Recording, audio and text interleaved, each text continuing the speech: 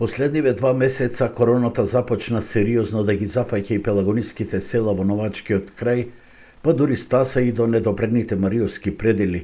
За екипата на Алфа, денеска во Новац овие загрижувачки податоци ги изнесе тукашниот матичен лекар доктор Живко Даскаловски, кој вели дека од ноември се бројат над 40 заболени, повеќе од 100 тестирани и 4 починати, но реално бројките се дупло поголеми од оние што официјално се влезени во системот.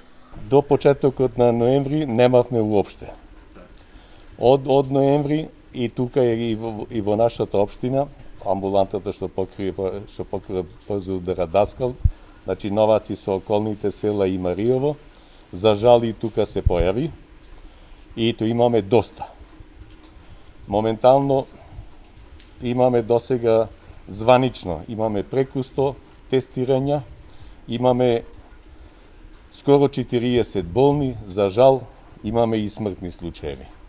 Бидејќи Новачката општина со над 40 села во Пелагонија и Битолскиот дел на Мариово е втора по територија во државата, кризниот штаб на општината организира волонтерска служба за разнесување храна и други неопходни продукти за немоќните жители по селата, вели градоначалникот кој веќе ја прелеша короната. Меѓутоа, вистинските проблеми настануваат кога мораат пациентите да одат на болнички прегледи и заради диагностички протоколи.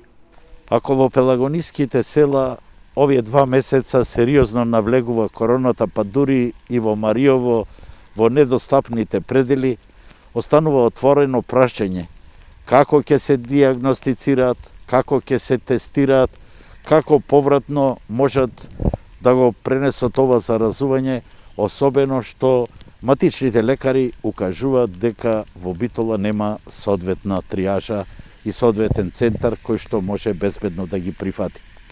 Овие загрижувачки факти ги посочува и доктор Даскаловски. Има некои анализи што за тие што се постари пациенти со коморбидитети, срцеви болни, астматичари, шеќерашики кои требаат дополнителни испитувања да се прават.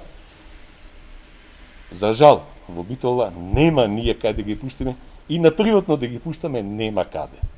Своје влијание секако има и рек Битола, каде што работат голем број на тукашни жители. Оттаму велат дека во последнава недела позитивни се 19 лица, од скупно 142 заразени, а 323 биле или се во изолација.